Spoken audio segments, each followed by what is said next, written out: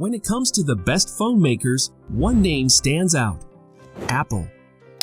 The story of how Apple's iPhone went from a new thing in 2007 to the biggest smartphone worldwide is pretty amazing.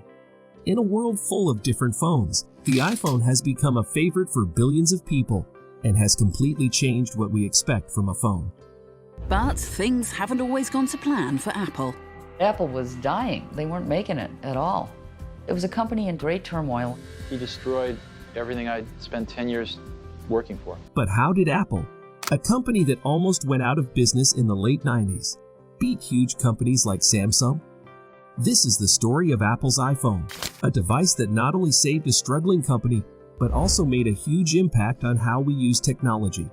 Let's take a closer look at how the iPhone became the top dog in the smartphone world. Before the iPhone, Apple had a tough time. Started in 1976 by Steve Jobs and Steve Wozniak, Apple became a big name, but hit a rough patch in the late 90s. Bills were piling up, and Jobs got kicked out of the company in 1985 after some power struggles. Then in 1997, Jobs came back to Apple when it was almost broke. His first move was to cut a bunch of things, including a failed handheld device called Apple's Newton. Apple didn't want anything to do with mobile stuff until the iPod in 2001, a music player that did really well but was still kind of niche. In 1998, they brought out the iMac, and Apple's business started growing again. By 2001, though, it dropped to a $5 billion business.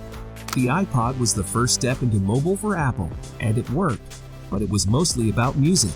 Before the iPhone, Apple wasn't into phones and stuff. In 2007, something big happened. Apple, mostly known for computers and music players, decided to shake things up. Three things is a widescreen iPod with touch controls. The second is a revolutionary mobile phone. And the third is a breakthrough internet communications device.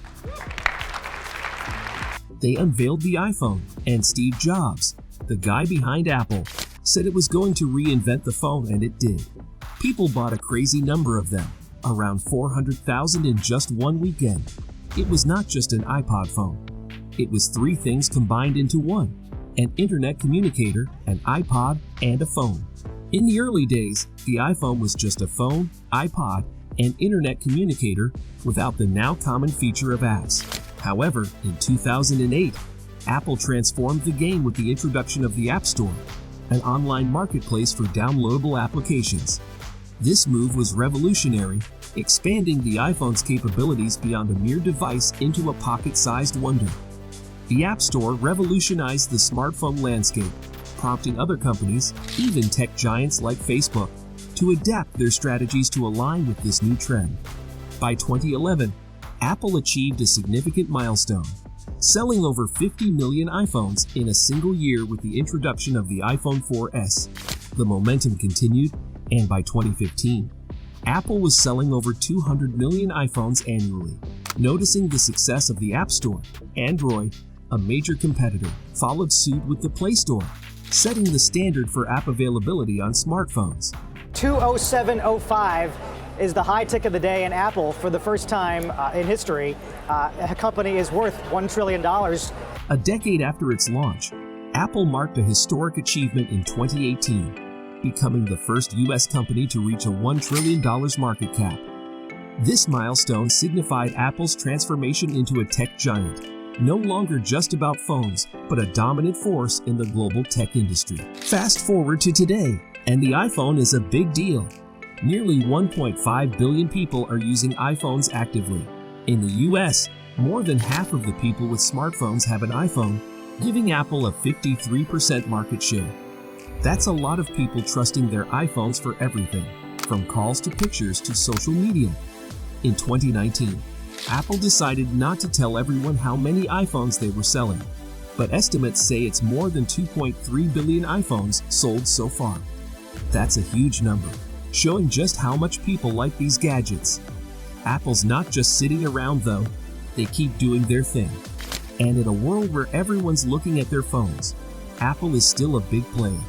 They hit a crazy $3 trillion valuation, making them one of the most valuable companies ever. Now the big question is, who's the boss in the smartphone world? For a long time, it was Samsung, but things have shifted. In 2023, something big happened in the smartphone world. Apple, for the first time since 2010, sold more phones globally than Samsung. The iPhone series became the most sold worldwide, marking a major shift.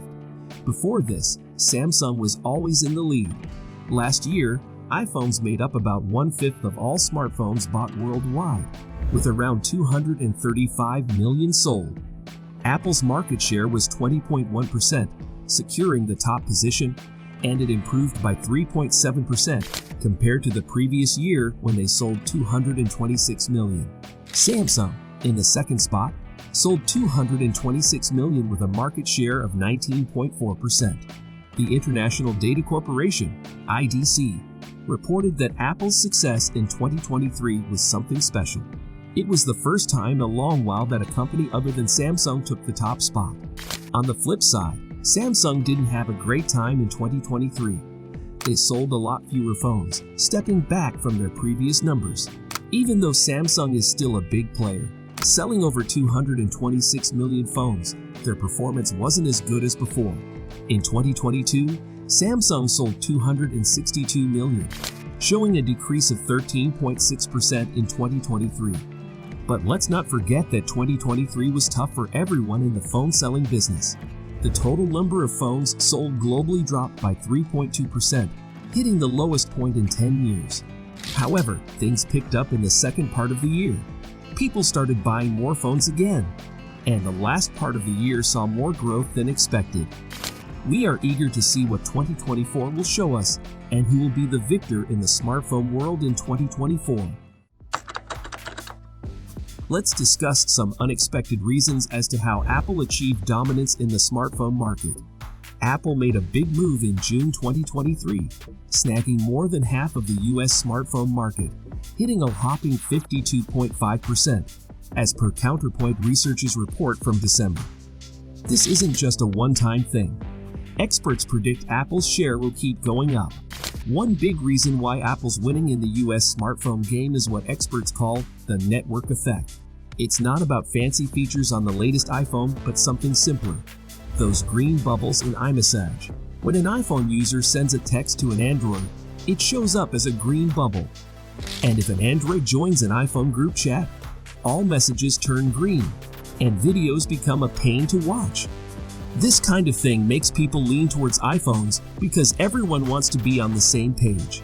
Especially among younger folks, there's a lot of pressure to have an iPhone just to fit in. Now let's talk about another big deal, the market for used and fixed-up phones. It turns out that people are really into getting their hands on pre-owned phones, and this market is growing fast, like 14% every year. In the US, 1 out of every 8 phones bought falls into this category. And guess what? A bunch of these phones are from Apple. Why?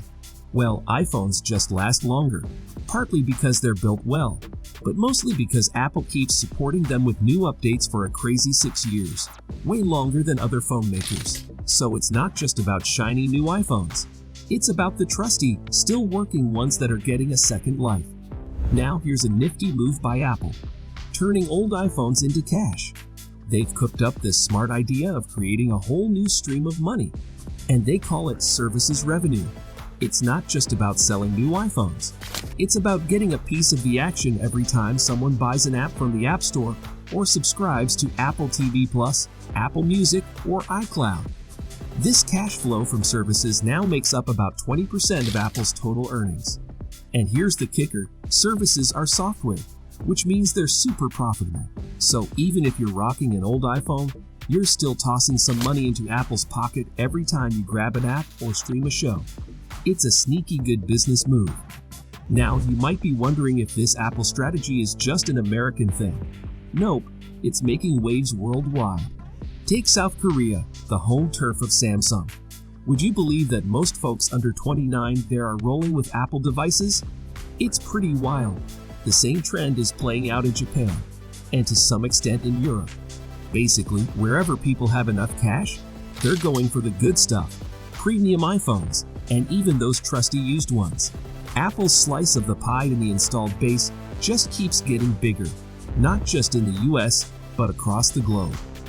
They've figured out a game plan that's working on an international scale, and people are eating it up.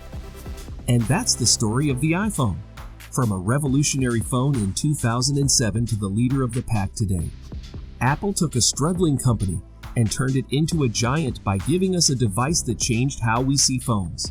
If you found this video informative, make sure to like and subscribe for more on business and tech. Thanks for watching, and we will see you in the next one.